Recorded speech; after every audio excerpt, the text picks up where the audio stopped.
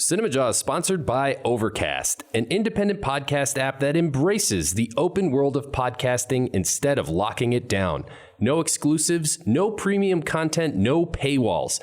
Just a great podcast app for everyone. Get it for free in the App Store. And we thank them for their support.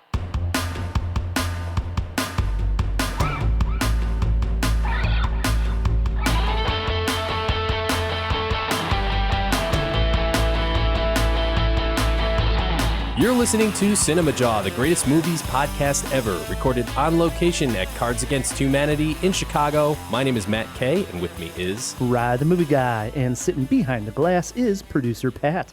Hey guys, how's it going? This week on Cinemajaw, Matt, we get behind closed doors. We lock those doors, pull down the shades as we pull out our lists for the top 5 Paranoia films. Have you ever been paranoid, Ryan? Oh, God, yeah. I mean, you're kind of an anxious guy. A little bit. There's a couple movies that we're going to get to on lists that deal with being paranoid that got to you? That got to me because I've been in those situations where I can see and feel the fear, the anxiety. I can feel the sweat in the palm of my hands while I watch these types of movies sometimes. Just because you're paranoid don't mean they're not after you, right? Remember that. Stop it, Matt. You're already freaking me out. It's going to be a freaky episode. We have a great guest who's going to be joining us shortly, too, to help us with this top 5. Yes, indeed, we do. We have musician, animator, artist, Probcause in the studio today. How exciting. Very excited. Yes. Someone I know well. Good friend. Yeah, this is great. I believe he's from the Rogers Park area, which is where you also dwell, Matt Kay. Indeed. Yep. We're neighbors. Yes. It's the first time I'm meeting Probcause, so I can't wait to talk to him. Besides that, we do have more going on, don't we, Pat? Yeah, we do, Rye. In honor of the new Pixar movie Onward, we are playing O movie trivia, or movies that start with O. Ooh. Oh. Oh. Oh. Think about that, Matt. Did you ever play Pokemon Go when the eggs hatch? Oh.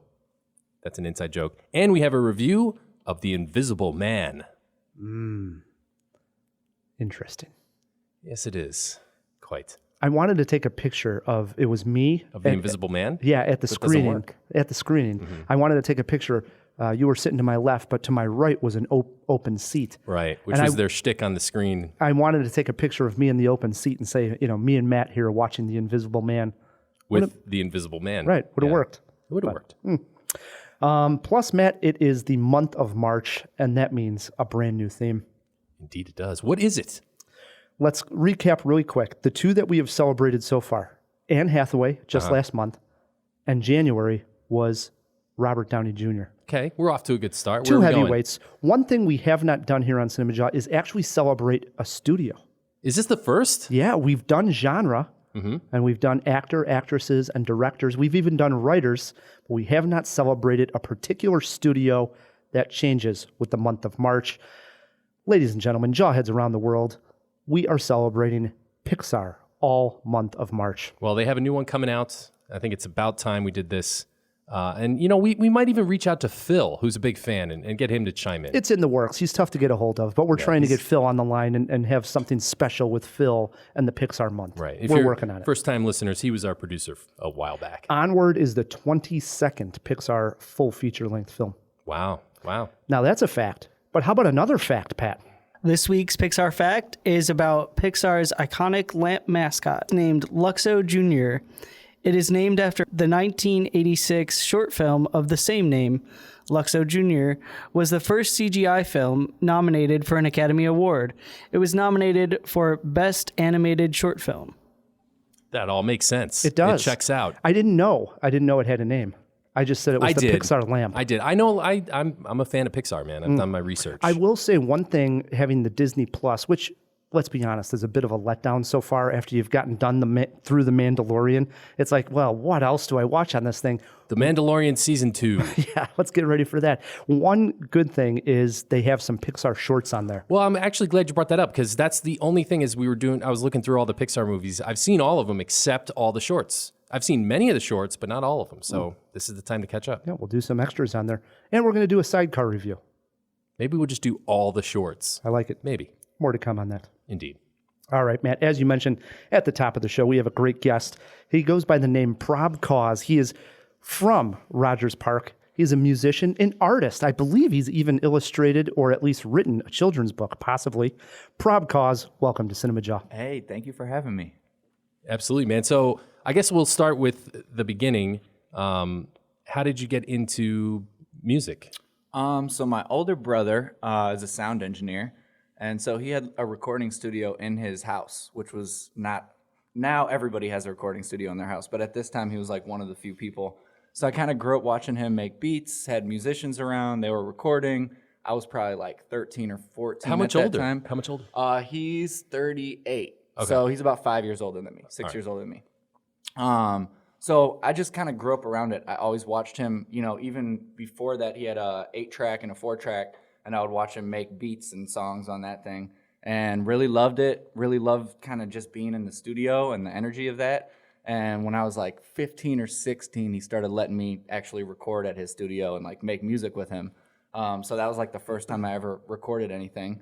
So I kind of like grew up in this studio setting and was just like really comfortable being around it, really inspired to do that. I kept going with it. He went he's an engineer now. He works actually for he makes sound effects for Call of Duty. He does like video game sound effects. That's a sweet gig. Yeah, it's amazing. He lives in San Francisco doing that. So like talk about that. when you play Call of Duty and you fire the AR, you're like, that was my brother. Yeah, straight up. He that's went awesome. down to the south and they actually shot like old World War II, guns to get the sound effects and whatnot. So anyway, I digress. I kept going with the music. He went with the sound engineering, started performing more, and really just ran with it. And I never thought it would become my career necessarily. I always looked at it as something I loved and a hobby. And I was fortunate enough to find my way now where all I do is tour and make songs, you know? That's living the dream, dude. And Yeah. So what were some of the musical influences growing up that led you into this? For me, it was a lot of punk rock. Oh, wow. Yeah, like I have a lot of siblings. How have we never talked about this? Yeah, well, I grew up listening to like Rancid and Screeching Weasel and love Sex Screeching Weasel. Pistols and Yeah. Squirt, all that stuff, you know. So I think punk rock and hip hop have a lot of similarities. So I always found, you know, kind of the political and social message in punk rock something I could relate to. And then I discovered hip hop a little bit later and was like, yo, these people are kind of creating a similar movement. So fell in love with hip hop from there and just kept running with it. I grew up doing, there's something called Young Chicago Authors in Chicago. Young poets, young writers, you go up and do poetry. It's like a poetry slam format.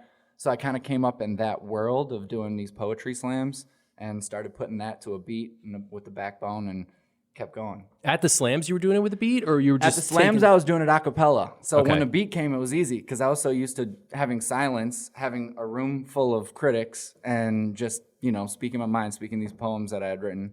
And then I was like, I really love like the performative qualities of this, but I wanted to be more. So then I started doing it with a beat and playing at hip hop shows, like opening up for other rappers.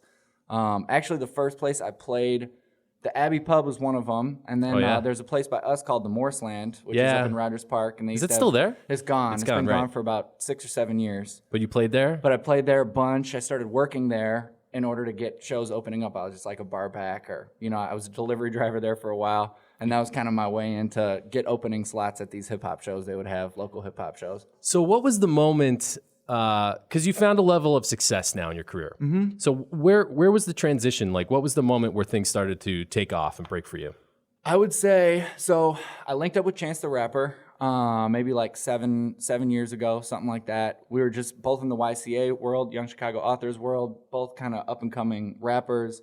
We started making music together, made a couple songs. He kind of blew up.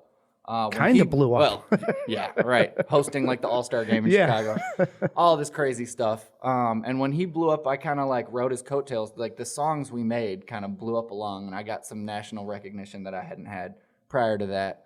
At the same time, I was starting to experiment with like electronic music, like EDM, house music, rapping on beats like that, and not a lot of people were doing that at the time.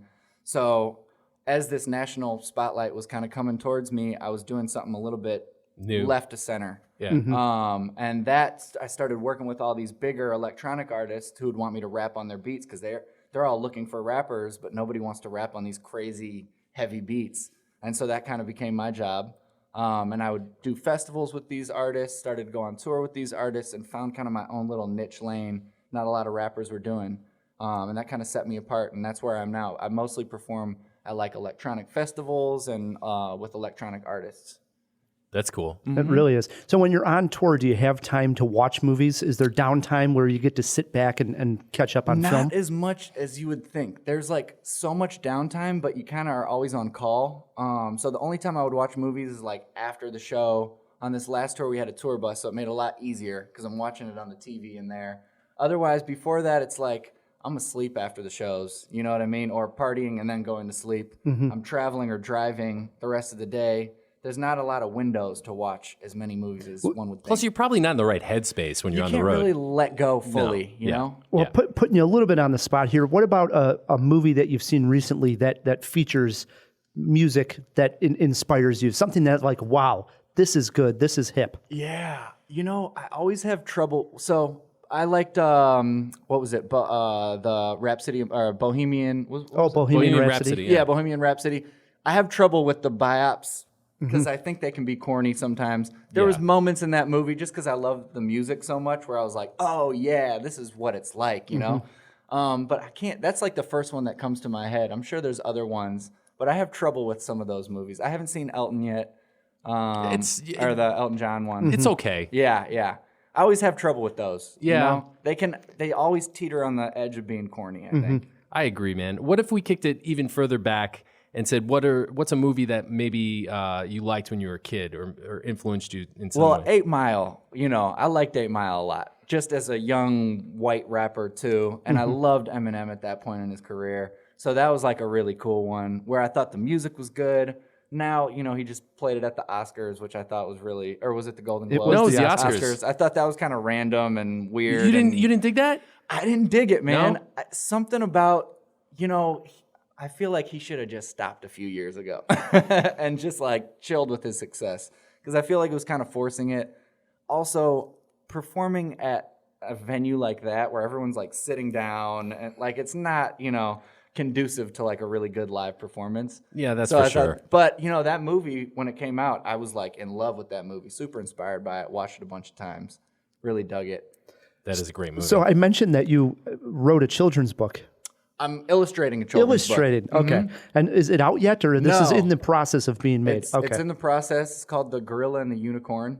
It's about atypical families. So either I'm writing it with a single dad, and I'm in a relationship with a Puerto Rican woman, and so it's kind of about like mixed couples. It's about just atypical families, basically. But we use animals as our subjects. That's cool. Yeah, so like little zebra elephant babies to give you like some imagery. It's awesome. I had a question also. Nowadays, I don't even know where you actually guide people to listen to the music properly. Yeah. Do you just say, just go stream it anywhere? Or do you actually tell, like, when you go and play a festival, hey, this is where you should get my music? Or does that even matter anymore as an artist? Or do you just say, listen to it, and that's the main thing that they're... Yeah, I feel like there's so many different platforms. It doesn't matter. It's just whatever you choose to listen to music on. I like Spotify personally, just because I feel like it's really user-friendly. They have everything I'm looking for most of the time. That's where I monitor my numbers. You know, it used to be SoundCloud. Now it's Spotify. So I would say go listen to it on Spotify, but really wherever you want, YouTube, anything. Yeah. Where do you listen to your music nowadays? We were listening to some Probcause on the way over here, and we were using Spotify. But honestly, when I'm at home, like if I'm working from my home office, I listen on YouTube. Yeah. YouTube. Yeah. I feel like that's where the majority of people listen to. And like now you need a music video for every song because everybody wants to, you know, listen to it on YouTube. Which are like little mini movies, man. Totally. Yeah, we were talking a little bit before we hit the record button about that. Yeah. So, yeah. Well, we're going to play some of Probcause's music in and out of the break so people get an idea of what we're talking about here. And then it'll hook them, right? And then they'll go to Spotify and they'll listen. And then they'll go to the shows and they'll watch the performance as well. That's the hope. Yeah. That's why we're doing this. We're celebrating Pixar month here in March. So I thought I would pose this question to you. Your favorite Pixar movie, do you have one? Yeah, so is Coco a Pixar movie? Okay, that was my favorite one. I mean, I would need to see like a list in front of me, but that one really stood out to me. I was a good remember one. watching it. I remember actually being brought to tears by that movie. I thought it was very emotional. I thought the animation was beautiful. And it's got a musical element. And it's got a musical element. That could have been my answer to the music one. Yeah, and I think the animation was just really sharp. I thought they did a great job with the characters. I feel like you guys would know better than me, but I feel like I remember hearing that it was started by a smaller studio and got picked up maybe along the way by Pixar, or maybe the story was. I'm not sure about that one. Throw it in the fish tank. Yeah. The origins of Coco. But I thought that movie was incredibly compelling, great storyline, you know, just beautiful. They've had some duds, but not many. Yeah. Most of their movies are pretty solid. So. Yeah.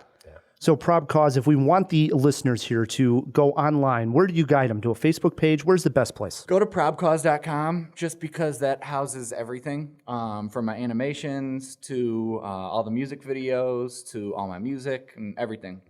Online merch store, all that stuff. So I feel like that's the best place, easiest place to go, probcause.com. And social media-wise, you're on Twitter, all those good things, all Probcause? At Probcause, Probcause. Can I ask about the name, Probcause? So- how this came to be? Well, so before I even got into music, I was into graffiti. So I was already into the hip-hop elements, you know? So I would run around the city painting my name on stuff. And it was Probcause. That was kind of like what I wrote. Became a nickname. And I figured when I got into the music stuff, just stick with it. You know? Nice. Yeah. But I thought it was a funny joke. It was like, I'm giving you probable cause to arrest me while I'm doing this illegal thing. You know, so it was like the evidence you need. I love it. That's good. Yeah. I think Probcause would be a good judge of a CinemaWAR. Maybe we should throw something in the CinemaWAR machine, Matt. Well, yeah. Why not? We're doing a review of The Invisible Man. Why don't we throw Invisible Man into the CinemaWAR it's still topic stuck on the year machine. 2000. It's stuck on the year 2000. Let's just see what it outputs. Just throw an Invisible Man in it. Okay. Sound good? Turn it on.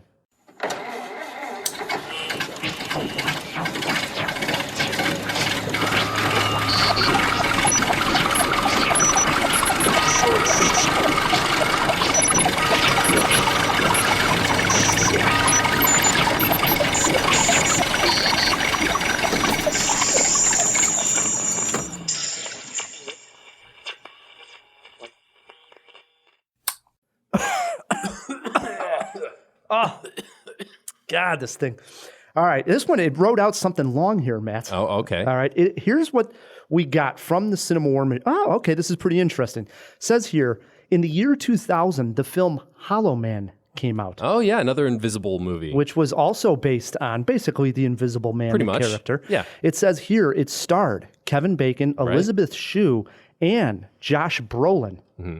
Your CinemaWAR topic is, who is the better actor, Kevin Bacon or Josh Brolin? Whoa. Wow. That's heavy, man. That Well, is I a would- tough one. Do you I mean, do you even got a side on that? I would pick Bacon. Really? Yeah. Because I would actually go Josh Brolin thinking about it. All right. CinemaWAR. Ooh, boy. Probcause is going to have his hands full. That's a Sophie's choice right there. I hope you're up for a good CinemaWAR. This is going to be a tough I remember one. Hollow Man with Kevin Bacon. I Yep. wish it was more fresh in my brain, but that was a good one. It is pretty good. It's scary. Yeah. Wow, this is big. Indeed. All right, let's get this show going, Matt.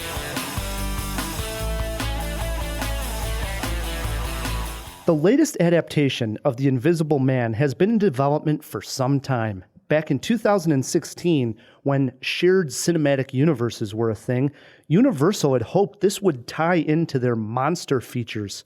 However, The Mummy, starring Tom Cruise, was not well received and plans changed. Now set as a standalone feature, Elizabeth Moss was cast in the starring role. Matt Kay and I headed to the theater to lay eyes on The Invisible Man and perhaps see what he had to offer. He said that wherever I went, he would find me, walk right up to me, and I wouldn't be able to see him. Adrian is dead. He's not dead. He has figured out a way to be invisible.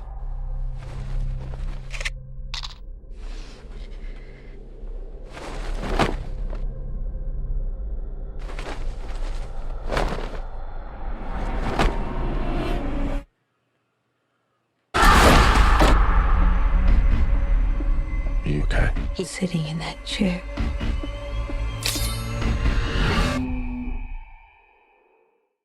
The title of this film really gives the plot away. A man figures out how to turn invisible. But why does he need to be? The answer to that question is probably the weakest point of the film. So let me start with the good stuff. Elizabeth Moss plays Cecilia, who we meet trying to escape a house. It is the middle of the night. A man is sleeping next to her. She wakes, tries not to make a sound as she packs and attempts to leave. This is no normal house, more like a compound. A couple weeks later, Cecilia finds out that the man, her ex, has killed himself. Excellent way to start a movie. Or has he killed himself, Matt? Cecilia is suspicious, paranoid, if you will. She starts to feel as if she's being watched. She can feel a presence in the room with her. Is she going crazy, or do we have a case of invisibility on our hands? The first half of the film plays out like a suspenseful ghost story. Scenes such as Cecilia going up to the attic to find a cell phone build suspense and are very effective.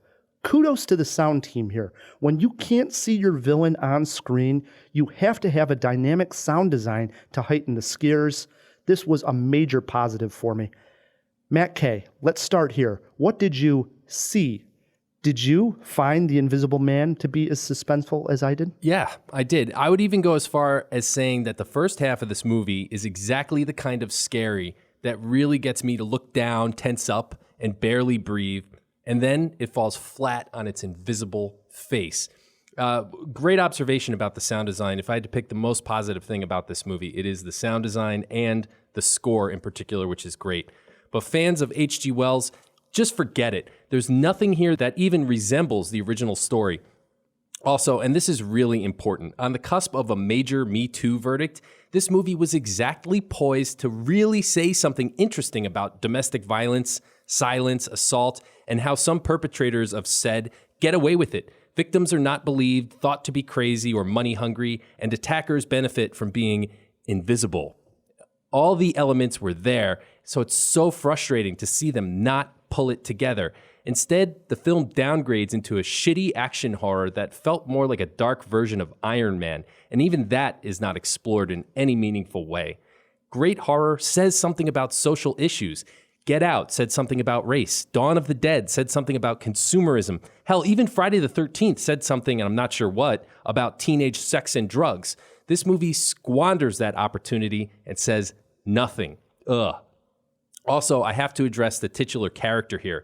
Never has there been, Ryan, a more paper-thin, dare I say translucent villain in any horror movie ever. We feel absolutely nothing for this Invisible Man and are not privy to his very strange motivations. And when we finally get to meet him face-to-face when he's visible, he's about as scary as a grumpy kitten.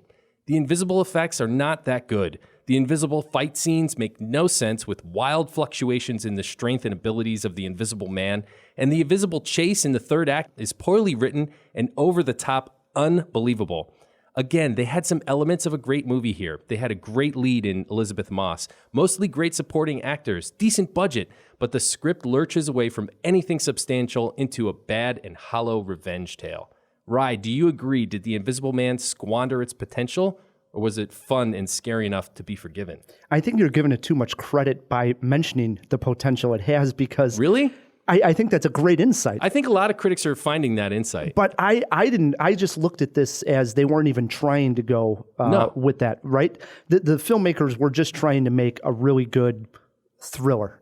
And I don't even know if they succeeded there. But if they would have went that extra step, maybe even the extra 5 steps of including these themes that you're hitting on, well, then we're talking about a completely different movie, much better movie, a much thoughtful movie. I don't think it would have taken too much to adjust the script to those themes, because they really are very present in the movie. She is the victim of a domestic abuse and a terrible relationship with a very controlling guy. Oh, I agree. Who's rich and powerful and has always gotten away with everything in his life, you know?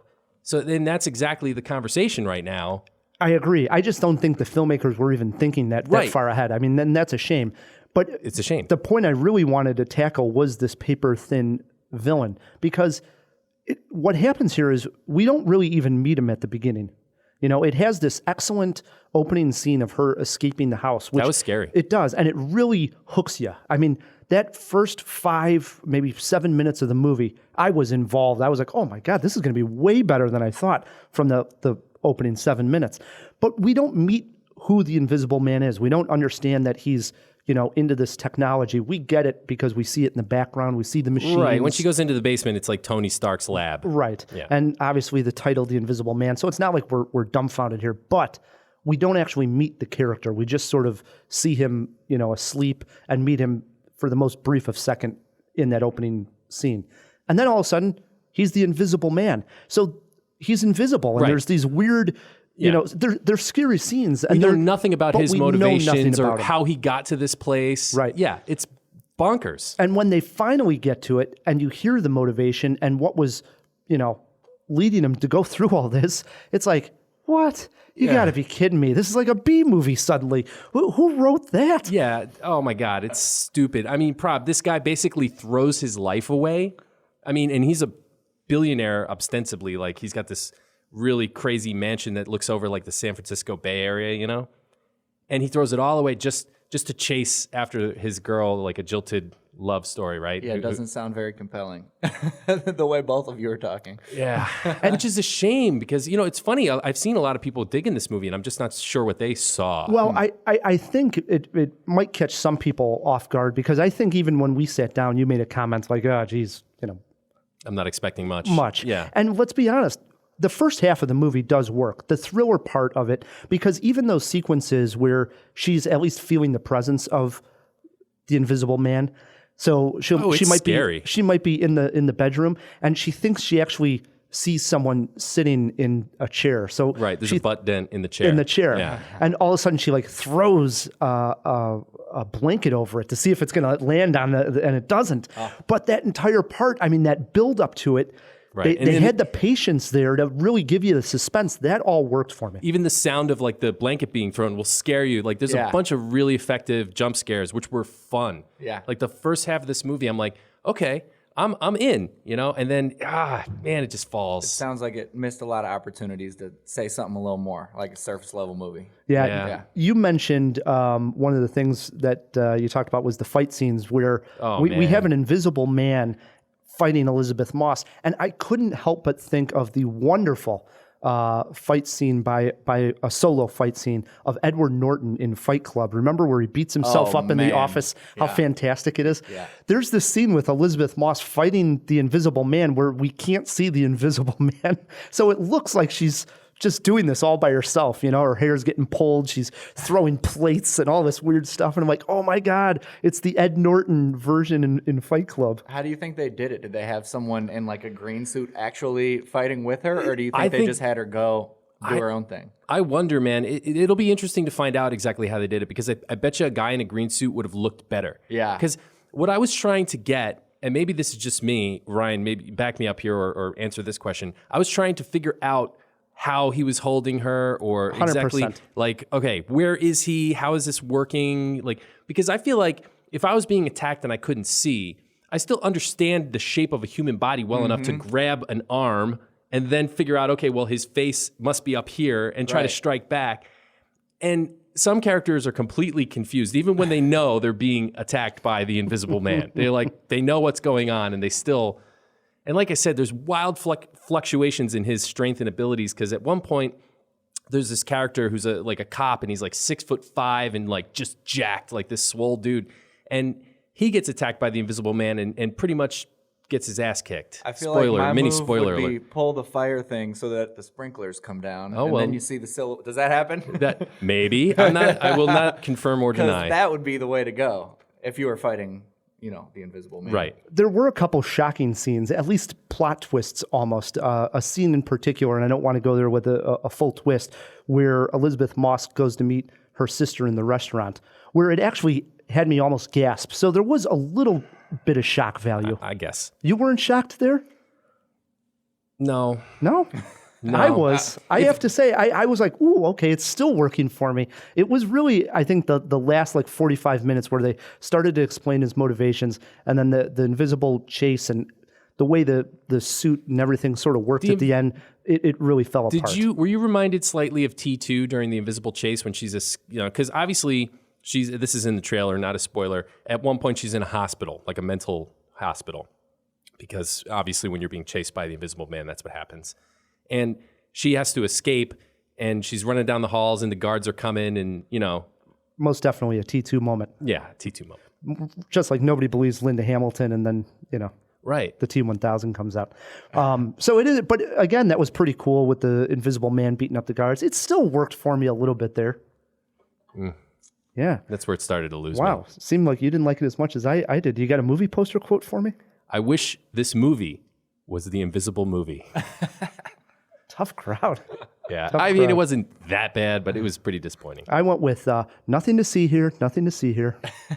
I wonder how many puns this movie will inspire. If anything, I'm just thankful they made it so I can make a million puns. Yeah, it'll be easy to write negative reviews about it. It sounds like. Or even positive ones.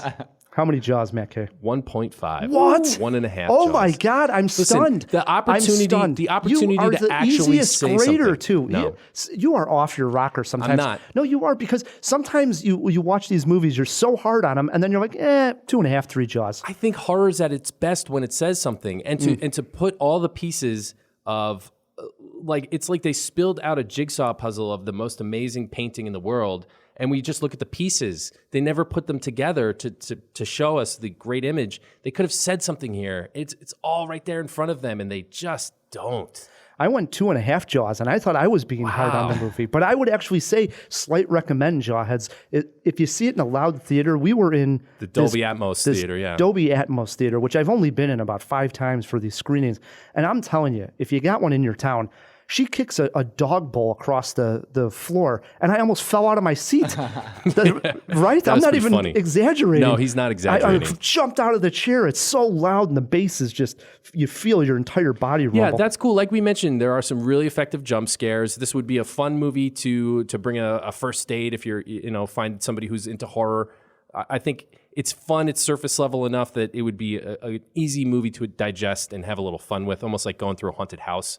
It's just not thought-provoking, and it doesn't say anything. Wow, there you have it. 2.5 Jaws from Rye the Movie Guy, 1.5 Jaws from Matt I K. expected more. If you see The Invisible Man, write us your thoughts. Feedback at cinemajaw.com, or you can always hit us up on Twitter at cinemajaw. Do it. There is some paranoia there. Oh, yeah. Heavy paranoia, actually. The first third of the movie really explores those themes. Is she losing her mind, or is there some invisible man in this world that nobody knows about? So we decided that would be a good theme to handle here, and we've never discussed it, Matt K. It's weird that we haven't.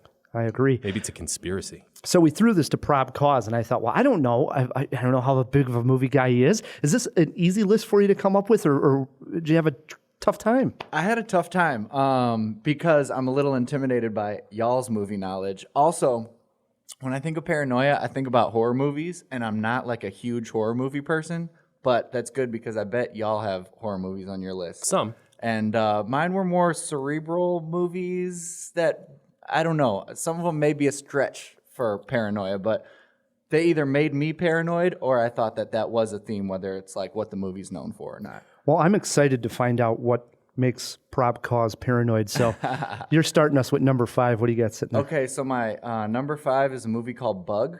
Have you guys seen that? Michael Yeah. Shannon, I think Ashley Judd is the... Number 3 on my list. Oh, I really? love this movie. Yeah. Okay, it's an awesome movie. I also love Michael Shannon. Also, I'm kind of like biased because Michael Shannon is a Chicago guy and he's a theater guy, and I'm into the theater scene in Chicago. He helped found Red Orchid Theater in Old Town, so I love like everything he does. We're fans, too. Yeah, for sure. But the movie, I mean, if you want a quick synopsis, it's do you guys do that? Yeah, Yeah, oh, yeah. totally. Cool. Well, it's basically Michael Shannon. He comes into this small town, meets this girl. They get kind of holed up in this little motel room, and he claims that he's an ex-military guy and that the government was doing experiments on him and that everything is bugged. And she kind of feeds into his paranoia, and they just keep getting deeper into this little hole of theirs. They put like fly traps and tinfoil, literal tinfoil hats in this room, and then turns out he was an escaped mental patient. I think the doctor, I haven't seen this movie in a minute, but the doctor comes to the motel, and they end up killing the doctor, I believe, and they just get super deep into it. And then at the end, you can't really tell if it was all just this fantasy. Right. Those are the best ones. It really is. And Yeah. it really is all about the paranoid, mental state that everybody's in. And also they believe that they have bugs underneath their skin, Yeah. which is fantastic. I think the other thing it's was Ashley like Judd in there as her well. son was kidnapped, and his theory is that like the government brought them together so that their bugs could mate, and who knows why. Well, he definitely is this character Michael Shannon plays is definitely able to take whatever's going on and throw it into some type of conspiracy. Right. Oh, this is why that He happened. makes sense of it all. Yeah. Yeah. One of those guys. Oh, that's cool. I love Bug. And it's actually playing on stage at Steppenwolf Theater. Oh, no way. Yeah. Like they're doing the a play. new one, yeah, a new play of Bug. With Michael Shannon? Not with No. Michael Shannon, though. bummer. No. I know that movie was originally a play. Right. Yeah. Written by Tracy Letts, Oh, also cool. a Chicagoan. Yeah. So it's a very, Good pick, man. very All right. heavy with the Chicago ties. All right, that swings it over to me. At number 5, I have just a absolute mind bender of a science fiction paranoid thriller party, a dinner party between 8 friends. I'm stealing. Oh, I think no. you know No, this maybe one. not. Well, maybe. Okay. A comet passes. Oh, no. Okay. Oh, not mine either. Yeah, different. Okay, cool. Maybe And- we got the same one. I think I know where you guys are going. That's a good one too. Reality splits, and so all the power goes out in this little town, and some of the party goers see a house down the street that still has lights, so they go to investigate, and the people that come back are not the same people who left. They're from a different reality. And then the people from one reality decide that they need to kill the people from the other reality, and then there turns out to be more realities. It's a wild movie. There's all kinds of paranoia and coherence. Coherence. Yeah. What's the movie? It's called Coherence. Coherence. I saw this one on Netflix. Pat, can we throw it in the fish tank and find out if it's still streaming? Because if it is, watch it one afternoon and just it's kind of up there with Primer and the kind of movie where as soon as you're done watching it, you're like sitting there for an hour just trying to unravel it all. Like, how did that work? Yeah. But like on second and third viewing, you're like, wow, this is really clever. It is. And it's a small budget film. I think that's when we talked about it. It was like small budget sci-fi. We did a show. Yeah. And it's great because they're really using one house. They're saying that they're in different dimensions all the time. But you can imagine the making of this was the same house and the same actors. But to us, the viewer, we're realizing that these people are not the same people in this dimension. And I love it. Yeah, it's a really weird one. Cool. I can't wait to watch it. Yeah, That's a big good fan of Coherence. My number 5, maybe Probcause has this one on his list as well, because when I heard Dinner Party, I thought, oh no, that's what I have. And this is one of those films that I would say when I was watching it, one of the things that gets me a little paranoid is being around a dinner party where I feel everybody's in on something that I'm not involved in. And it happened in 2015. The movie was The Invitation. Not my movie either. Wow. Okay. We got another dinner party movie coming up. Yeah. Karen Kasuma is the director's name, and she just did that movie with Nicole Kidman, Destroyer, that I loved as well. So in here, we get a guy who's responding to an invitation from his ex-wife to go to a dinner party, and he has a new I think he's just dating this person, and he brings his girlfriend over to basically his old house where his ex-wife is still living. She's in with a new husband and all these people, and there's a past between them that involves a dead child, and so she's very into this group that is helping her get over grief, and it starts to dawn on him that all these people might be part of like a cult. Yeah, it's less support group, more cult. Right. And so he's starting to think, oh, are these people all into this cult? But he can't tell if it's him being paranoid or if he's onto something. And he starts to pick up these little things that he thinks he knows what's going on, such as, people picking up, pill boxes and, doing something with the drink, and he thinks they're being drugged. And he's not sure if like everybody's going to take some drugs at the dinner party and kill themselves or what's going on. That entire movie is all works because you're paranoid. I think that what makes that movie so successful is the pacing of it. The way that they slowly let the pieces fall to let the story unravel is really enjoyable. And when it finally all comes apart and you find out just how grand this the scope of this movie is, it's one of those, it's like the ending of The Birds where you're just like, whoa. Yeah. You know what I mean? Yeah. Love this. Cool. My number 5, The Invitation, into our 4s. All right. This movie I just watched the other day, so I wanted to include it. It's called Trumbo. It's about Dalton Trumbo, played by Bryan Cranston, and it's basically about the blacklisted Hollywood screenwriters, who Dalton was one of, and he actually wrote. There's a shout out to Mel Brooks because he wrote Spartacus, but Before that, I think it was Roman Holiday that he wrote, and he had to write it under a pen name because people thought he was a communist, and he got blackballed from the entire Hollywood world. But it's kind of about, the Red Scare. Everyone's paranoid. Everyone's a communist. All the communist writers are paranoid that someone's going to tattle on them. And so I feel like there's kind of like this paranoia in the air around the whole movie. But also an awesome movie that kind of underrated. I feel like people didn't really know about that one. Yeah, I've heard some criticisms on it, but I remember seeing it and actually liking it because I didn't know much about Trumbo and the whole story. So if nothing else, it's informative. Exactly. Yeah. I liked it.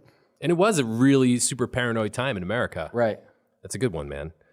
All right, that swings it back to me. And at number 4, I have the paranoid masterpiece that I think has permeated the popular pop culture and design lexicon more so than any film maybe ever.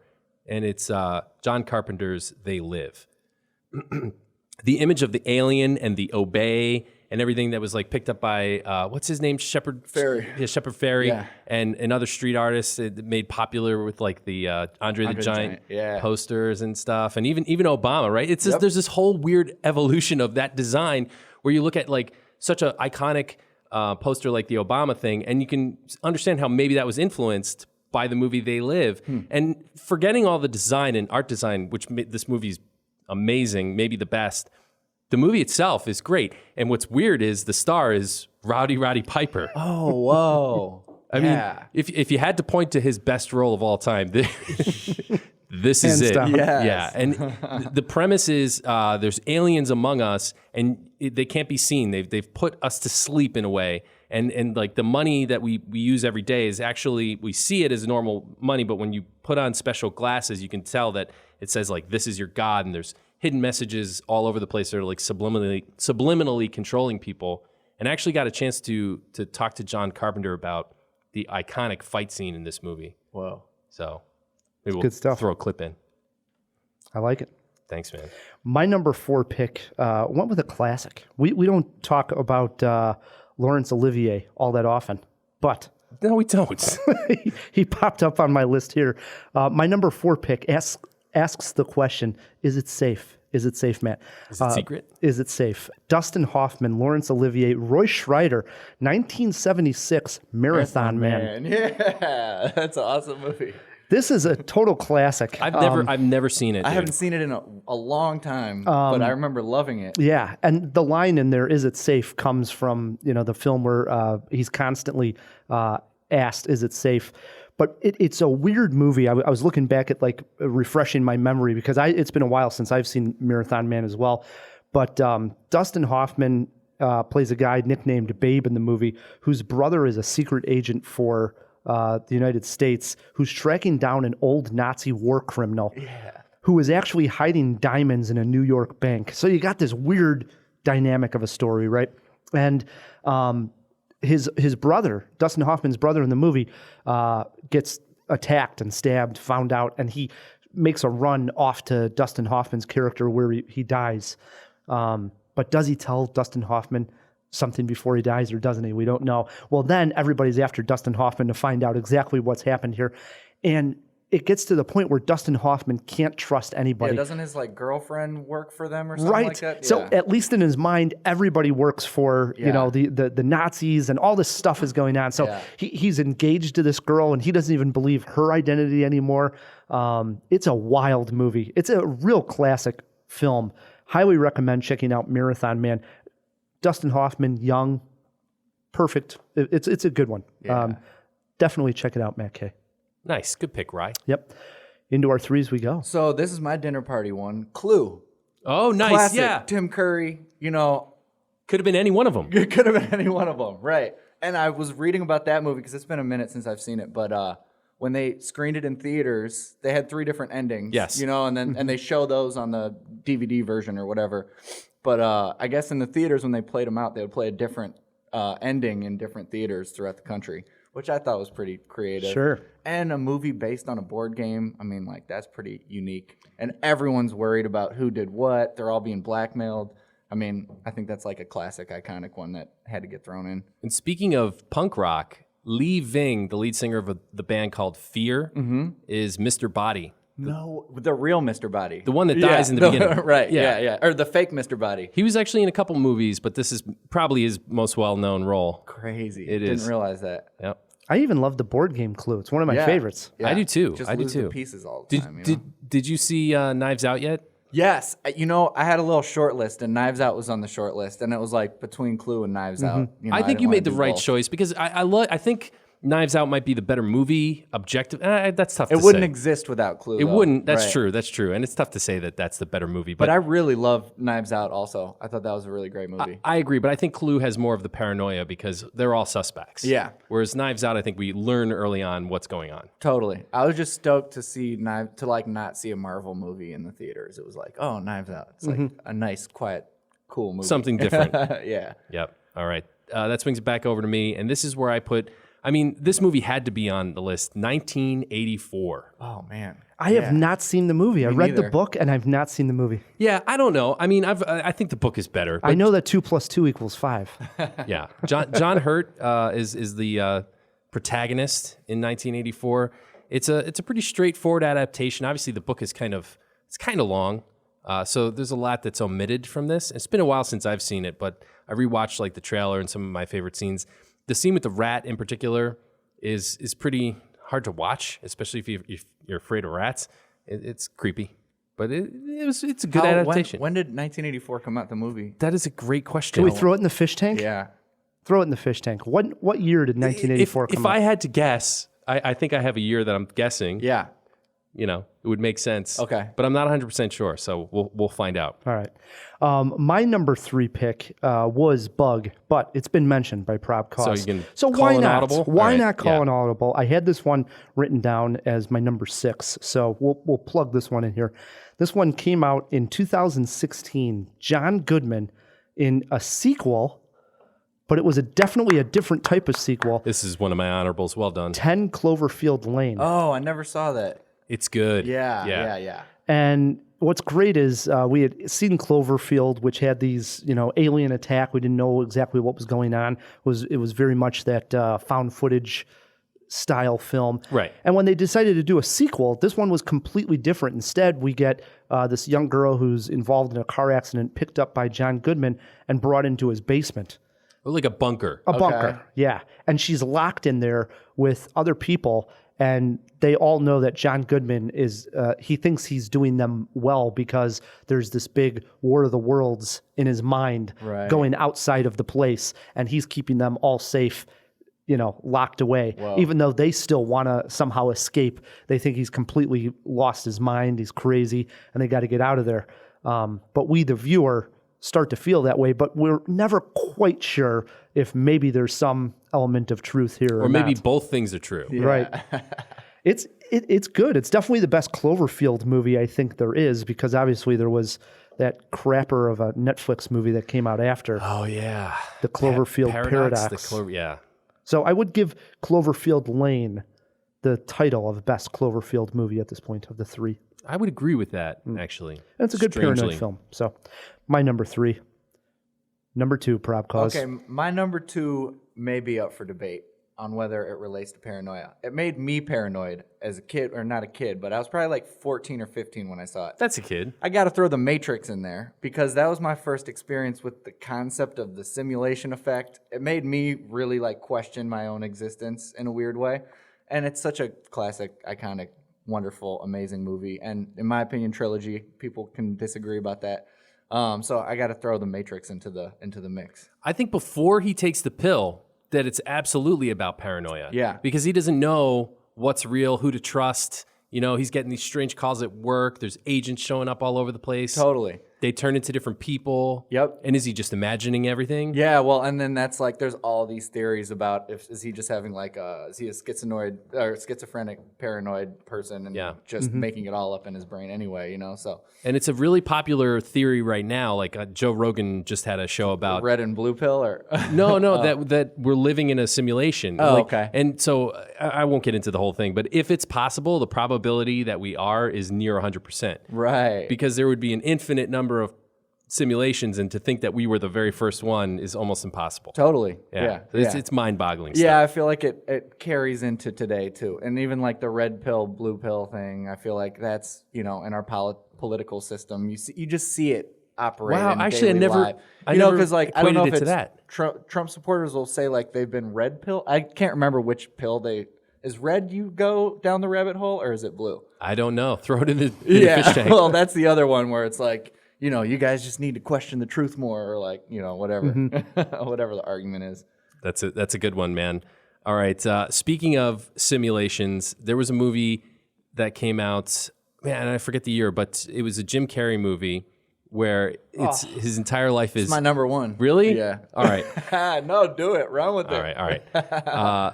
The Truman Show. Yeah, Right? yeah. And I think the reason Jim Carrey plays paranoid really, really well because he wants to be funny, he wants to be friendly, but he starts to see the seams, right? He starts to see the cracks in the facade, like a light falls from the sky, and like his wife is doing product placements and stuff. Yeah. And he's like, what the hell is going on? Will you just tell me the truth? And nobody can be straight with him.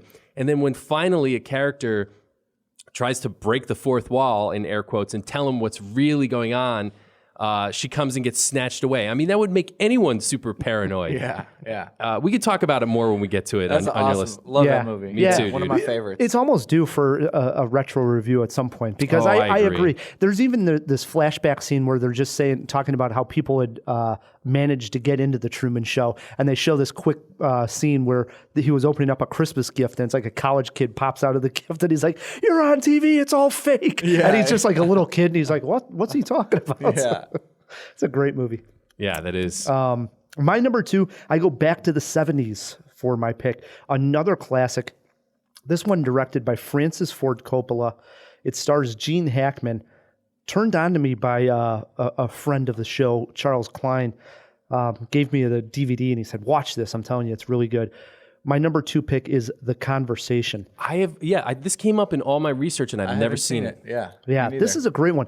Get a load of this. Doing my research, I found out that The Conversation was nominated for Best Picture alongside Godfather 2, Godfather 2 1, both directed by Francis Ford Coppola, both in the same year. Talk about a Has that master ever at happened it. before? No, I Same don't know. director with two? And this is the movie he What a made master. in between Godfather and Apocalypse Now. Whoa. Right? crazy. Yeah. Yeah. Talk about being on fire. Yeah, this guy. So in this movie, Gene Hackman and his colleagues, he basically is a guy that wiretaps and listens to phone calls, and he has this lifestyle where he doesn't trust anything. Triple locks his doors, that kind of guy. Doesn't give much information out to anybody. But the way he sees his job is he's just doing his job and listening in on whatever he needs to listen into.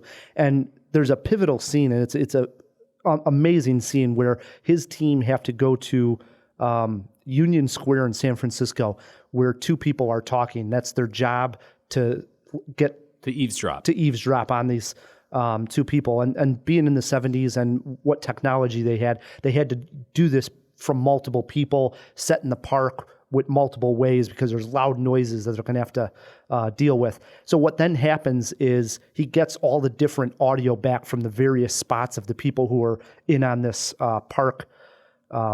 Here's something he post. shouldn't have. Well, he then has to put it together. And by putting together the audio, he becomes way more attached to these two people of what's going on. So being the guy that didn't want to get involved in what the information he was finding out, he just wanted to give that to his client. This time, by having to patch it all together and really listen to what they're saying to get all the audio He gets right, emotionally involved. he gets emotionally involved. And all of a sudden, he's involved in the case. It's an outstanding movie and has a lot of paranoia in there. The Conversation, can't recommend it enough. Nice one. Yeah, this is one I got to see. Yeah, for me sure. too. Me too. All right, here Well, it is. my number one has already been it's The Truman Show. I think that movie's amazing. The thing that stood out to me is he takes a boat at the end, right, to get to escape, but he's all scared of water up until that point. That's the fear he has to aquaphobia he has to overcome in order to get out. And then I will always have the vivid memory of his boat just bumping into the wall. Me too. Into the that sky, blue yeah. sky Yep. wall.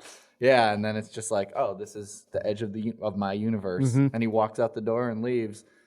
Really awesome movie. I'm actually very glad that I had 2 overlaps with y'all 2 movie buffs.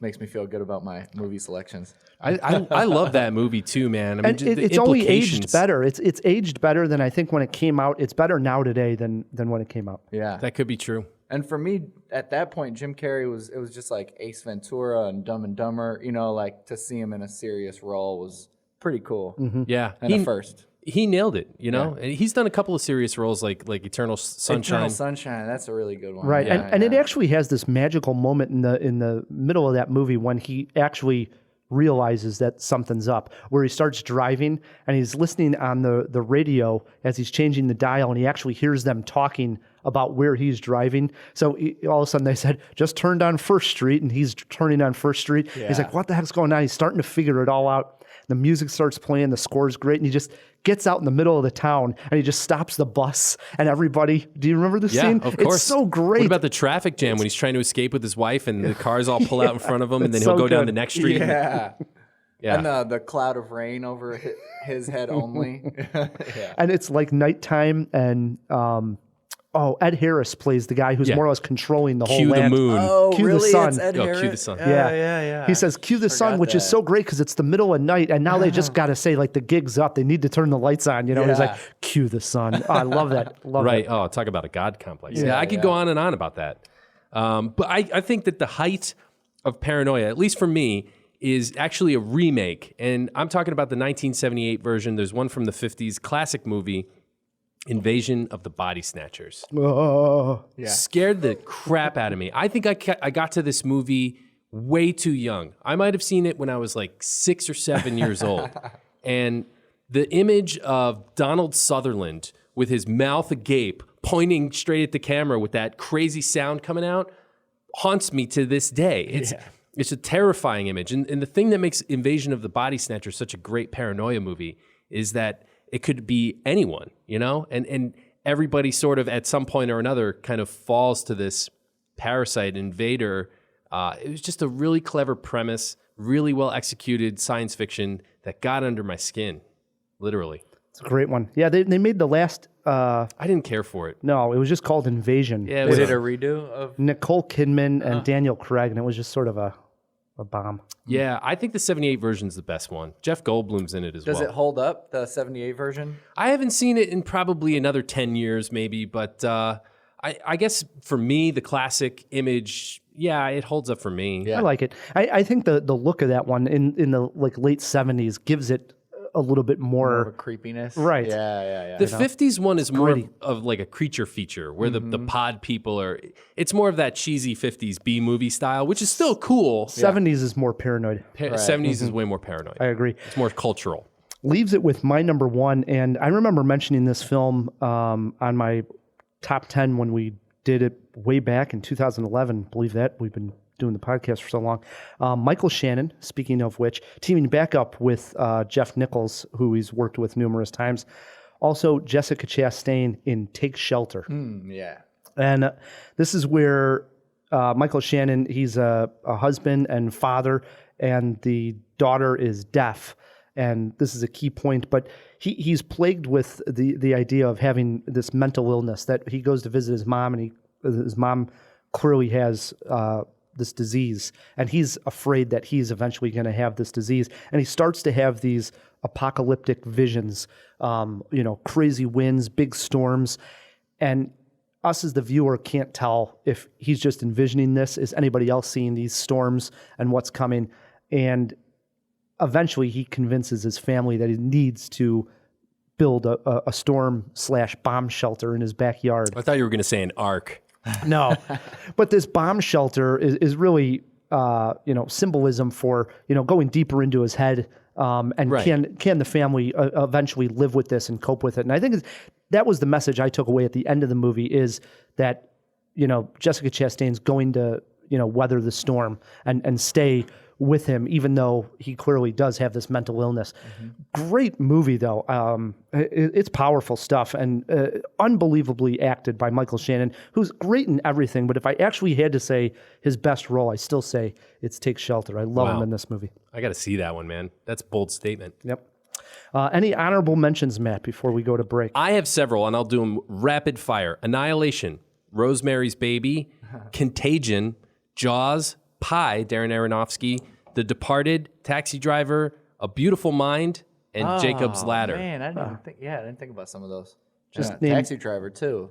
Yeah. Just named all of mine. Jeez. Rapid fire is right. The only one you missed was The Game with Yeah, that was on my my short list. Yeah, Michael Douglas. Michael Douglas, where he doesn't know if he's in a game or not in a game or what the hell's going on. Oh, Zodiac was my other one, but that's more about a serial killer. No, than it but is Paranoia. But The investigators get a little creeped out. yeah, he gets a little freaked out. The cartoonist, the Jake Gyllenhaal character. Yeah, That's a good one. Donnie Darko, too, if we're Donnie talking Darko. Jake Yeah. Gyllenhaal. Yeah. Yeah. If we missed your favorite movie about the paranoia, being paranoid, all that good stuff, and you have Twitter pulled up, shoot us a tweet at CinemaJaw, or you can always write us feedback at cinemajaw.com. What we're going to do is take a break. When we come back, Wait, Ryan. I just had this crazy feeling like boy. thousands of people are actually listening to us right now. I'm a little scared, dude. no, I'm really scared. I don't know Sorry, what the hell's it going just on. broke in like with that. a weird joke. Go on. Threw off Rye. Yeah, totally. When we come back, we got some feedback to read. We got a CinemaWAR looking at who's the better actor, Kevin Bacon or Josh Brolin. Plus, we're going to play some movie trivia. Right now, we're going to leave you with some music by Probcause. Our planet is a lonely speck in the great enveloping cosmic dark. In our obscurity, in all this vastness, there is no hint that help will come from elsewhere to save us from ourselves. Oh, man. Ooh, what's wrong, Matt Kay? I hurt my back, dude. How'd you do that? I was shoveling. The snow that came was that, like, heart attack snow, that wet, heavy snow, and I was shoveling out my car, and I tweaked my back. Oh, dude, don't you know that Jiffy on Demand comes out and shovels snow for you? No, A, I didn't know that they did that. No, and B, Jiffy on Demand is back? Yes, Jiffy on Demand is back to support CinemaJaw.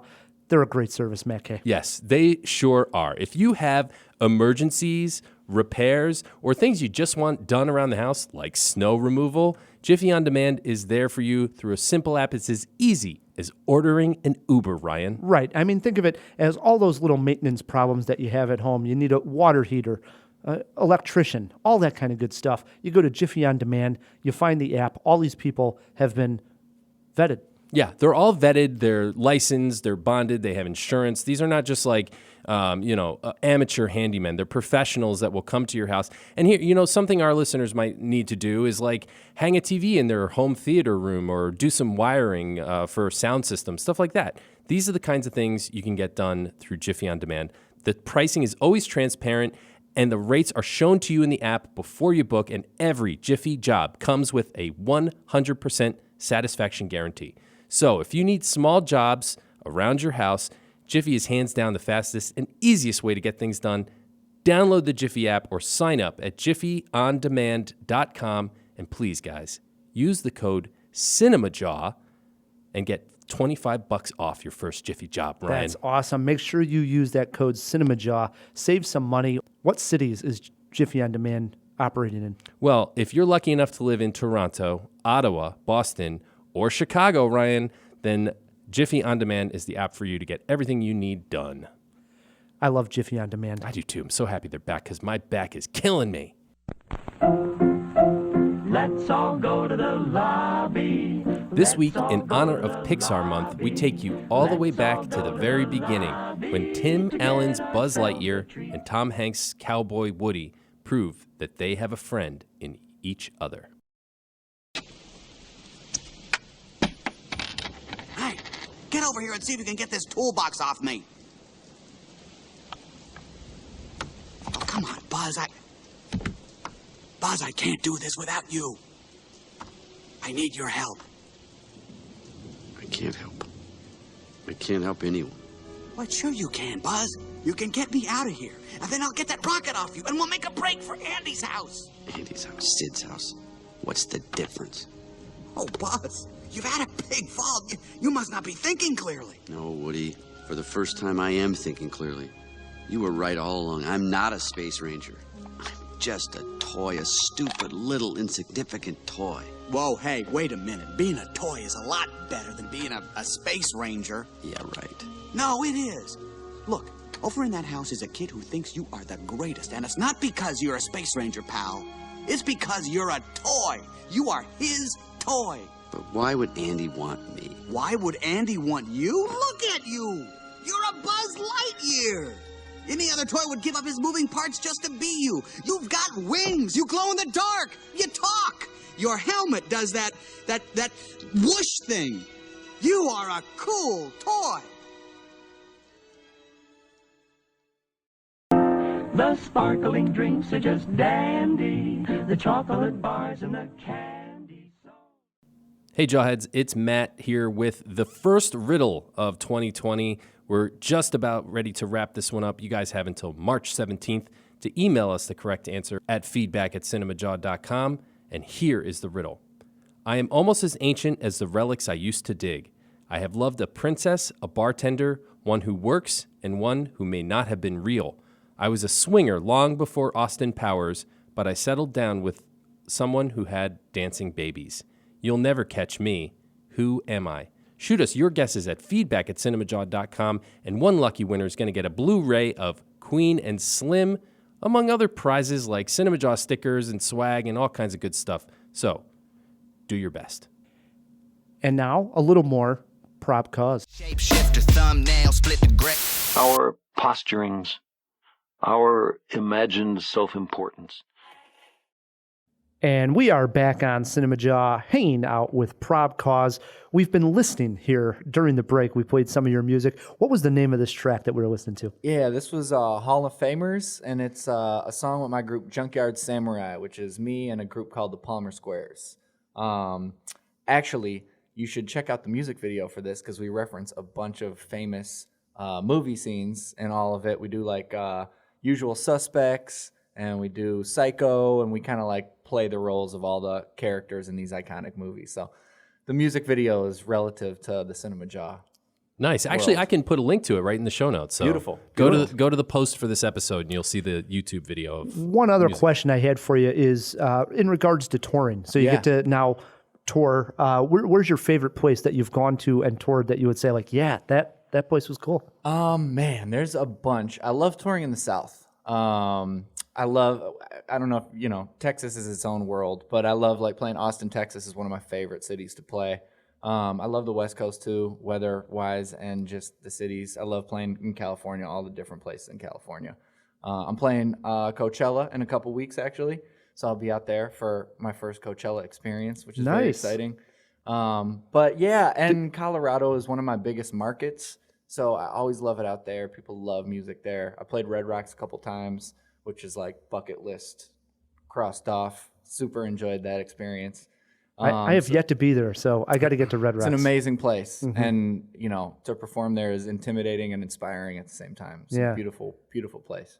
It's awesome. So for something like Coachella, which is, if people don't know this, it's this large music festival. People know. Most people do, but just in case, because this is a movie podcast. Right. But do they already tell you what time slot and like what day you're playing? It's all pretty organized in advance. We play Friday. It's 2 weekends, and all the artists play both weekends at the same time. So we play Friday, I think it's like April 7th, I want to say. I could be getting that wrong. It might be the 14th. And then we play the following Friday as well. Okay. I think 7 or 8 p.m. Awesome. Yeah.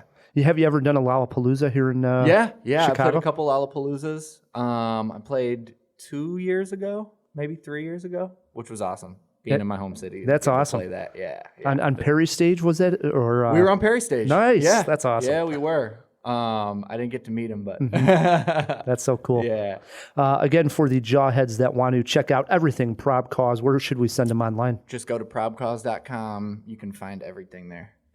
Nice. Do it. Do it, yes. Jawheads. Yeah. We did throw a few items into the fish tank. Let's open up that fish tank. Wait a moment! It's fish! Isn't it? DC! Wake up! Wake up! No, Pat, it's a giant glass bowl. Hey, get some fish smoke. Who's coming with me besides Flipper? Here. That's a Sicilian message. It means Luca Brasi sleeps with the fishes. You're gonna need a bigger So we did have a few questions this week. The first question was the origins of Coco. Coco did originate actually from Pixar. The film was first pitched by Lee Unkrich in 2010 when Toy Story 3, which he also directed, was released. Okay. That's the time to do it. Yeah. The second question was whether or not Coherence is on streaming still. It is available on Vudu, Crackle, YouTube, iTunes, Google Play, and Hulu. Watch it on that YouTube TV. That's one to check out. I'm telling you guys, Yeah. it's really interesting. And then the third question was the year that 1984 was released, and I'm pretty sure you guys could have guessed it. It was 1984. It was. That stands to reason. I wasn't sure. Yeah, but- I just wasn't sure if they did do it in the exact year. Yeah. Interesting. So what's this sweatshirt you're wearing that Probcause picked out? It's a brand called Half Evil. They release shirts they got their start by releasing shirts for $3.33. Oh, half. They still do that. They still do. Yeah, they still do like $33, $13, and then like $3.33. Yeah. It's like, Chicago streetwear is a huge thing, and they're kind of from the lineage of streetwear people in Chicago, Joe Fresh Goods and all these people. Yeah. Yeah. Nice. Well done, Pat. Yeah, well done, Pat. Yeah, Very boutique seldom look. say that on the show, right? Yeah. No, we don't say it often enough, right? No, yes, we do. That was enough right there. I Not joke. a lot of people know about that brand. I'm thoroughly impressed and surprised. Oh, really well done, Yeah. Pat. Matt, we did get some feedback. Indeed. Over the last couple weeks we wanted to get to. Yes. Alyssa Mathen wrote in and said, best young love movie by far. We did Young Love a few episodes back. Best young love movie by far is My Girl. Can't believe that one didn't come up, guys. I've seen it many, many times. Gets me every time. Yeah, good one. I agree. is. That is a good one. And that's really young love. I mean, how young are Well, they? that's puppy love, right? 10 years old? Yeah, children. Mm-hmm. It's less of a romance, more of a Macaulay Culkin, puppy right? love. Yeah. Doesn't he's like allergic to bees, right? Yep. Yeah. Yeah, it's a real heartbreaker. It's a real stinger, I believe. Oh. Yeah. All right. We also heard from Angela Ida, wrote in, said, been listening to the podcast for a few years. I wanted to write in and tell you guys how much I liked hearing back-to-back episodes featuring female filmmakers. Keep up the great work. Thanks for all the recommendations. Angela from Tempe, Arizona. Thanks, Angela. Absolutely. And speaking of that, so just 2 episodes earlier, I guess maybe even 3 now, episode 458, our guest was Jennifer Reeder. Yeah. And we weren't kidding, Jawheads, when we said very hot film director here in Chicago. Total honor to have her on. We did Surreal Films. This week, Bong Joon-ho, who just won Best Director for Parasite And Best Picture. Was doing an interview with IndieWire, and they asked him, can you name the 20 directors who are pivotal to the future of cinema? And this is from Bong Joon-ho, and he went on to name 20 of them. And sure enough, number 17 was Jennifer Reeder, Awesome. who we just had on Cinemajaw. And we reached out to her on social media, and she was blown away because obviously she doesn't know Bong and doesn't even know that Bong Joon-ho watched her films. So she's getting... Her exact words were bananas. Yeah, she's like, I can't believe this. But it's so great, and we're so happy that Jennifer Reeder is getting recognized. Yeah.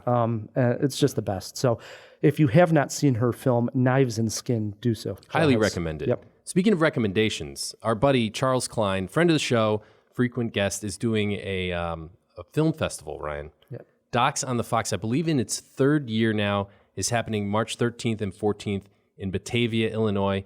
Wanted to give him a plug because we love Chuck. So for tickets and information, go to docsonthefox.com. And hey, while we're at it, our friends at the Music Box, which is probably one of the greatest movie theaters in the world, certainly one of the greatest here in Chicago, is doing their famous 70mm film festival March 5th through March 19th. Check all that out at musicboxtheater.com. I can't wait to get out there. They always got something playing that's a little bit special on that 70mm that you don't get a chance to see everywhere. So Yeah, that's a real treat. If it's something you can get to, I highly recommend it. I do. And that Docs on the Fox, too, should be noted. It is a short documentary.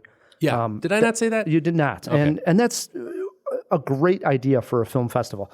Short docs are in right now, especially with all this stuff going on streaming, Netflix, and Great little film festival out there. So Indeed, yeah. You might see the next big series that gets picked up. You never know. Yep. So that was everything we had, right, Pat? We can close this fish tank?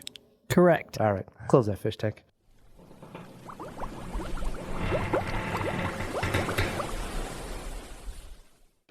Matt, it brings us to a segment called CinemaWAR 2000. CinemaWAR works like this. Me and Matt were battling on a topic. Our guest, Probcause, gets to play judge and jury and tell the jawheads at home who he thinks won this CinemaWAR. We opened up this can of worms when we looked at Hollow Man. And in Hollow Man, we have Kevin Bacon and we have Josh Brolin. And we said, who is the better actor? Matt, you're fighting for Kevin Bacon. And I have Josh Brolin. Let's let this CinemaWAR begin. Ryan, you goonie. Nobody walks into a deli and orders a Brolin egg and cheese, and nobody plays 6 Degrees of Deadpool 2. Kevin Bacon is a bigger slice of pop culture, even bigger than Thanos. Great that he's part of pop culture, but is he the better actor? Josh Brolin has made so many good movies in the past 20 years. Just a couple here. No Country for Old Men, Sicario, W, Hail Caesar, Inherent Vice, so many good films that you actually forget he is a Goonie as well, way back in 1985, an amazing career. I'll never forget. Brolin is wooden. He's a pretty one-dimensional, gravel-voiced, tough guy. Bacon, on the other hand, has been in comedies like Tremors, Diner, and Animal House, as well as dramas like A Few Good Men, Sleepers, and your favorite, Apollo 13, not to mention horror hits like Friday the 13th, the original one, Flatliners, and Hollow Man. He's prolific, terrific, and most importantly, Rye, he's got range.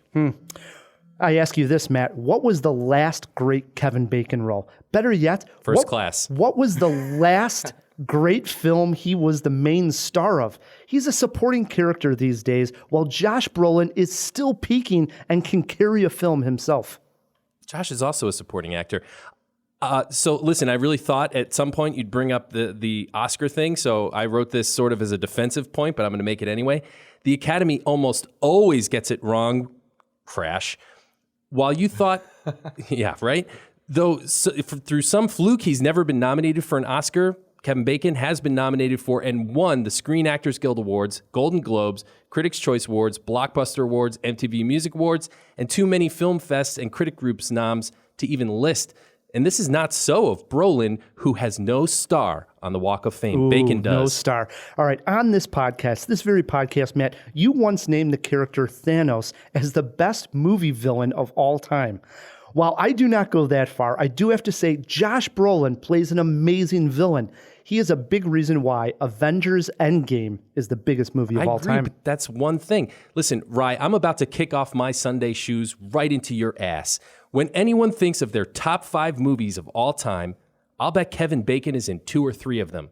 Brolin has had some lucky breaks, but you take away No Country, and the rest of his filmography doesn't even come close. Bacon has hit after hit after hit. Now, you mentioned it already. Kevin Bacon, been making movies since the 1970s, no Oscar nominations. I'll say this. Josh Brolin brings a mystery to the screen. He has range. He's been nominated for an Oscar for the movie I have not mentioned, Milk, which is absolutely amazing. Brolin's star is 6 degrees above Kevin Bacon's. But not on the Walk of Fame. We are button heads here like we do each and every week. We throw it to our guest, our jury, Probcause. What did you think of this CinemaWAR? Okay, well, my bias already leans towards Kevin Bacon. I feel like you had a harder person to defend. But I'm remaining neutral, and this has nothing to do with my Rogers Park allegiance. But that kind of reminded me of like an old rap battle. You know, like y'all were battling, basically. And Matt made the crowd laugh, and he rhymed a few times, so I have to give it to Matt. Yeah! Did I rhyme? I don't even remember. Yeah, terrific. a couple. Yeah. Prolific. Prolific Yeah. and terrific. Dude, I didn't even do that on purpose. Oh. You won me over with that one. Look at how happy he is over there. So that wins me 20 seconds to rant and rave. I hope this doesn't sound too cheesy, but I'm going to shill again and say, please hit the subscribe on YouTube, because honestly, we're trying to do something new, and it would totally help us out. I don't know if that just took the wind out of everything, but Yeah, it sure did. That's why you can't give them the win. You know, you give them the win, and then I go and chill. something asinine like that happens. You would know? have had a better rant, huh? God, What was yours? What was yours? No, we'll save it for another week, Matt. No, we'll go save ahead. it for another Go week. ahead. No, Do you guys no. have a counter of like who's a tally going? This or is what? an interesting story. There was a time when I had 10 in a row, and it stood for a really long time, and then Ryan finally smashed the ceiling. What'd you get? 13 Whoa. wins in a row. It was unbelievable. Unprecedented. Yep. So that's where the record stands at All the right. moment. All right. And it was great too because I think it launched the year. Like we started in January, doing these, and we don't do them every single week, but just about. And it started like right at the beginning of the year, and I didn't lose for like March sometime. By the time I finally lost, it was awesome. It's toward the end of it, like the pressure was on, and we wouldn't tell the guest how much was riding on this between the two of us. So when they were deliberating, we were just like head down, not like. I'm glad y'all didn't tell me. I would have gotten nervous. No, there's not much riding on it this week. Good just stuff. bragging rights. A lot of fun. Speaking of bragging rights, we like to end the show with some fun trivia. And as Pat mentioned, and as the listeners know, we're celebrating Pixar. They have a new movie, Onward. So we're playing O movie trivia. Think of movies that start with the letter O. All right, Jawheads, it's time once again for Cinema Trivia, where one lucky contestant gets to take on Matt Kay in the hot seat. Starring your host, Rye the Movie Guy!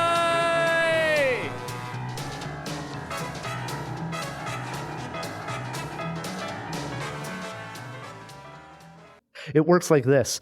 Probcause, you're our guest. You get to choose if you want to go first or let Matt go first. Okay. There are steals if somebody doesn't know it. And if you get hung up on any questions, you get one lifeline. Pick me up, Pat. Pat has clues to all the questions. Oh man. Okay. Cool. O movie trivia. They start off easy, Prob. All right. I don't do well with the easy ones. I do well with the hard ones that no one expects me to get. I'd love to go first though. Question one over to Probcause in O movie trivia is this. Will Ferrell, Vince Vaughn, and Luke Wilson go back and live on a college campus in this 2003 comedy? Oh God, I know the movie, but I'm blanking on the name. Starts with an O. I got that part. Oh, what is this movie called? See, I can't do the easy ones. You did say that, though. You called it. Yeah, what is it? Any guess? I'm giving it away. Ah, That is incorrect. Old school. Old school. Jeez Louise. I know. Wow. Those are the most They'll frustrating be ones. ashamed if my fans, when they hear this podcast, I'm sorry, guys. The pressure gets to me. Wow. 1-0, Matt K, which I hate to see this early. And question two, supposed to be an easy one also. Matt, Goldie Hawn loses her memory. Kurt Russell takes advantage. They play some mini golf. Name the film. Man, I love this movie. I'm ashamed to say Overboard.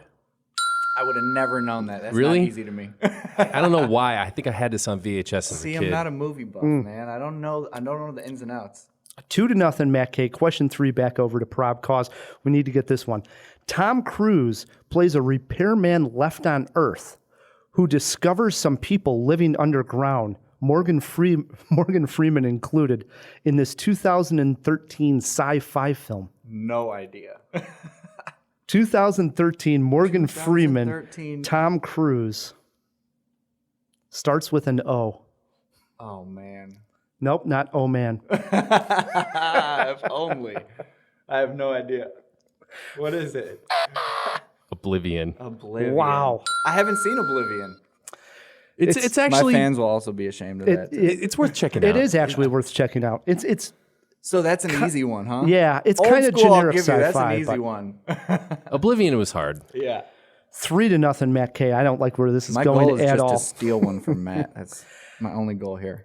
Who played God in the 1977 classic Oh God? You don't know? Oh, shit. This question's actually to Matt K. Oh, yeah. George Burns. It is George Burns. Whoa. It might have been John Denver. That's what I was trying. No, John Denver's in it. Yeah. But George Burns plays God. But doesn't John Denver... Oh, no, he's like the dude who's talking to interacting him. with... Right, them. exactly. Yeah. All right, 4-0. give it to me. Give it to 4-0, me. Matt K. There's 8 questions, so you need the next 4 here, All right, Probcause. cool. You can do it. Here we go. George Clooney has starred in one film with Jennifer Lopez. It came out in 1998. Name the film. I was about 10. You do have George Clooney. Oh, I got a lifeline? Yeah? Yo, let me get this lifeline. Wow, pick me up, Pat. Pick me up, Pat. Pat, what was the name of that George Clooney, Jennifer Lopez film? All right. So this clue is too far away to see. It is blank. Obscure? Too far. Out of sight?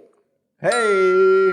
Nails it. Haven't seen the movie, but Nails it. that's a great clue. You got There my you back. go. He got my back in there. That clue was out of sight. Probcause is back in the ball game, All right, come on, folks. 3 more in a row. 4-1. Question 6 over to Matt K. Matt, October Sky is the true story of Homer Hickam, a son of a coal miner who studied rockets and eventually went to work for NASA.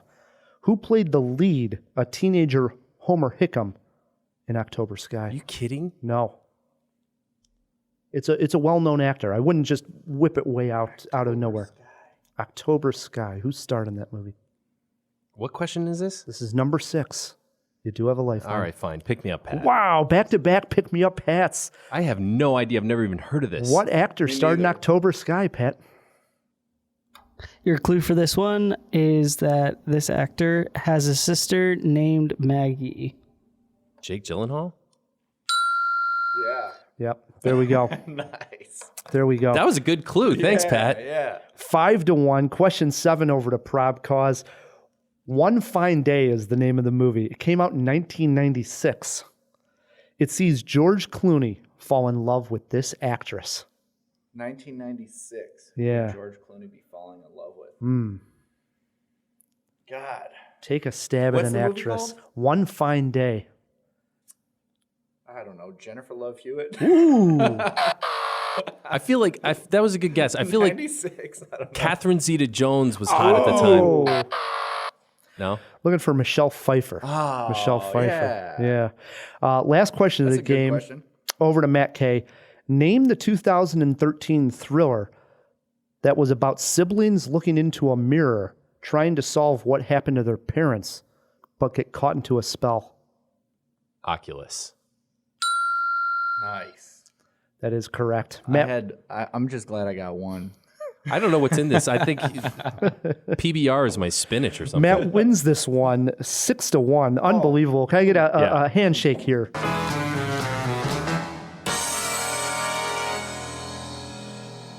Wonderful. What a moment there. Good game. Good That game. was great. If it came down to a tie, we call it a jawbreaker. This question would have been over to Matt. Matt, better pig movie, Oakjaw or Babe, Pig in the City? Well, the machine gun poop, Oakjaw.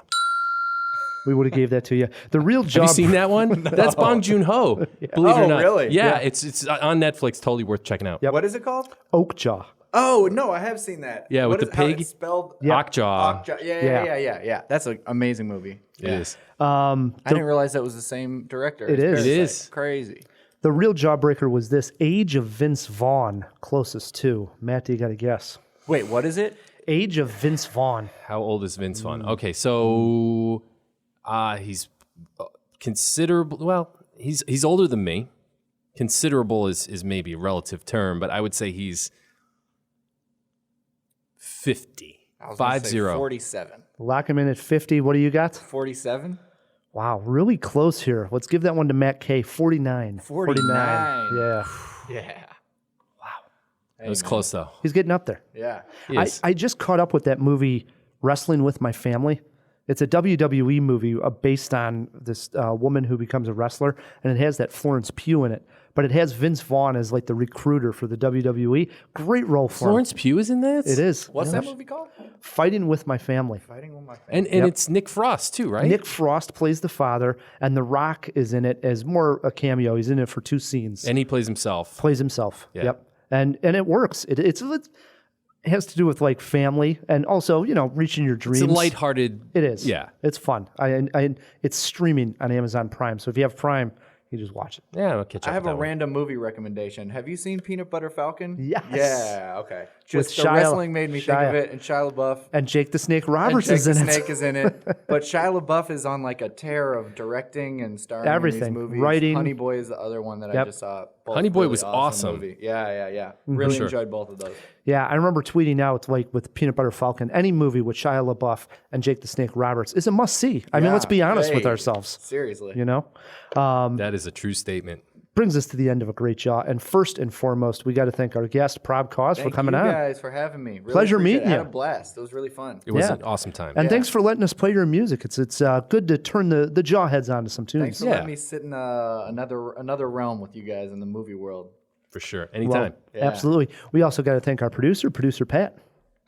Thank you guys. It was a good time. Yeah. And we got to thank our sponsors. Yes, thanks to Overcast, Jiffy On Demand, and the Chicago Podcast Co-op, who help us get great sponsors like that. If you want to support CinemaJaw, the easiest way to do so is by leaving us a review wherever you're listening to this podcast. And while you're at it, click subscribe. One extra button helps us out tremendously. Until next week, I'm Ryan, the movie guy. I'm Matt Kay, and keep on jawing about the movies.